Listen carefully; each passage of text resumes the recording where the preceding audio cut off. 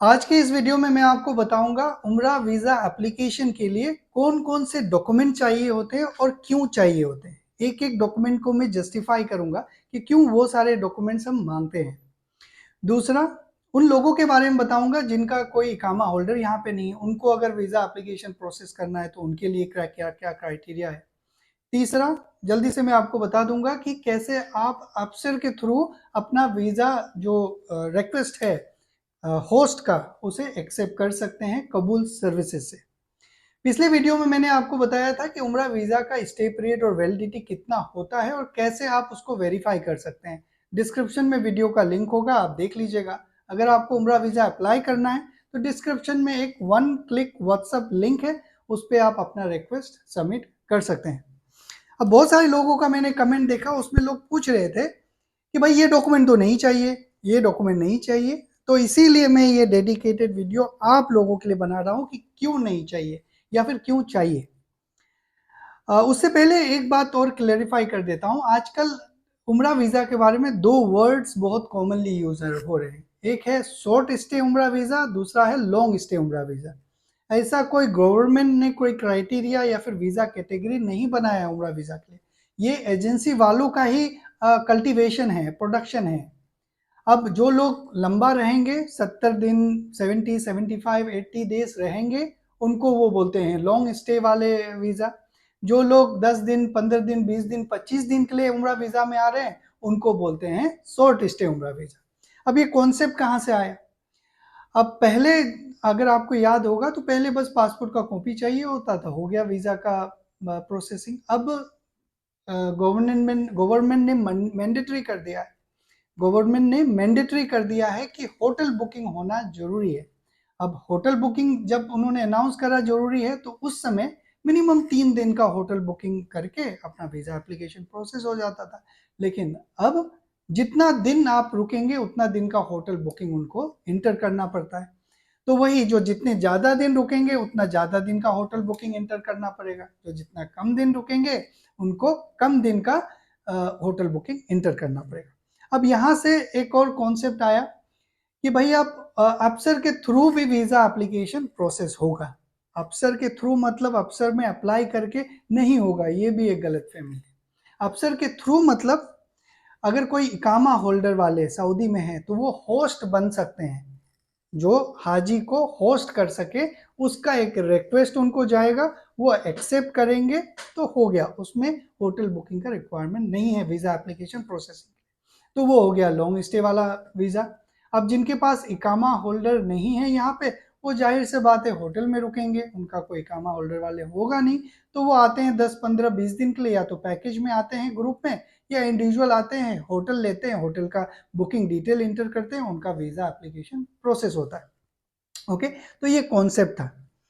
अब मैं आपको बताता हूं कि जिनको वीजा एप्लीकेशन प्रोसेस करना है और जो इकामा होल्डर वालों का फैमिली है, जो जिनको होस्ट करना होता है, उनको क्या डॉक्यूमेंट चाहिए होता है। मेरे जितने भी एप्लीकेंट है, 100% मैं बोलूंगा वो इकामा होल्डर ही होते हैं। उनके फैमिलीज को यहाँ बुलाते हैं, उनका वीजा हम प्रोसेस करते हैं। उसमें ये 5 डॉक्यूमेंट्स या डिटेल्स चाहिए होता है। पहला, आपका जो एप्लीकेंट है, जो आने वाले हैं, उनका क्लियर स्कैन्ड पासपोर्ट कॉपी, जिसमें मिनिमम 6 मंथ का वैलिडिटी होना चाहिए, किस दिन से, जिस दिन वो ट्रेवल करेंगे उस दिन से, और 2 ब्लैंक पेज मिनिमम होना चाहिए। दूसरा, फोटोग्राफ्स। ये फोटोग्राफ्स का एक मिसकॉन्सेप्शन है, जिनको लोग समझते नहीं है, वो मैं आपको आगे बताऊंगा। तीसरा, जो होस्ट है, जो इकामा होल्डर है, उनका इकामा।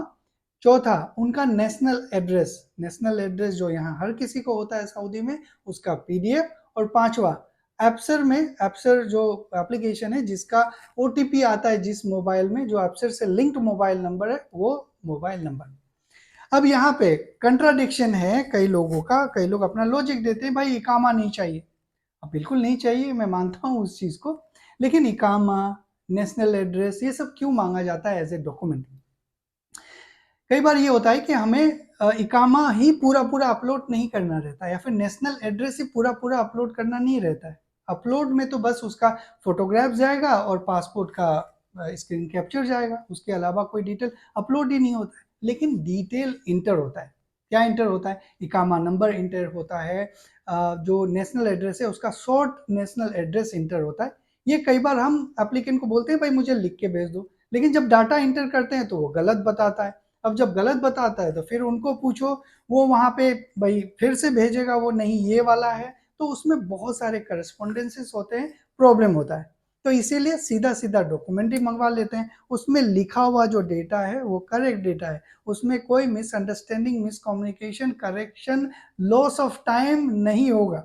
ओके, कई बार हम सिस्टम में काम कर रहे होते हैं, अपलोड कर रहे होते हैं, लेकिन जो एप्लीकेंट है वो ऑफिस में रहता है, नेटवर्क कवरेज एरिया में नहीं रहता है, बहुत सारे इश्यूज आते हैं। इसीलिए वो डॉक्यूमेंट मांगा जाता है ताकि हमारे पास डॉक्यूमेंट हो, ताकि हम करेक्ट डेटा इंटर कर सकें। तो ये क्लियर हो गया कि क्यों ये सारे डॉक्यूमेंट्स मांगे जाते हैं। अब जिनके पास इकामा है, जो होस्ट करना चाहते हैं, उनका तो ये सारे डॉक्यूमेंट्स आ गए। जिनका शॉर्ट स्टे में आना है, जिनको या फिर लॉन्ग स्टे में ही आना है लेकिन उनके पास इकामा नहीं है, वो क्या करेंगे? वो नॉर्मल तरीके से अप्लाई करेंगे।